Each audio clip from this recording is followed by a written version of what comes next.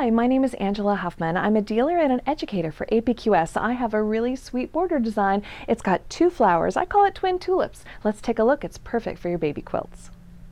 I've got a 2-inch border here chalked out, and then I've put little registration lines to divide the space into 2-inch chunks as well, so that I have targets. And we're going to put twin flowers in each one. So I'm going to swoop up, do a little U, come back down, and do it again.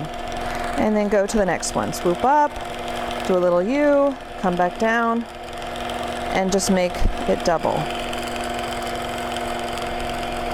So you're just making a twin within each one. At the corner, I'm going to stop so I can think for a second, and I've got a miter chalked out to show me where the 45 degree is of that corner.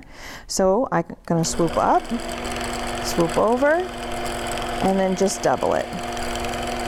And then I'm ready to head along this side. So you're just going to put one little flower shape, little scoopy, swoopy flower, and then put a second one inside it, a little twin, and then head on.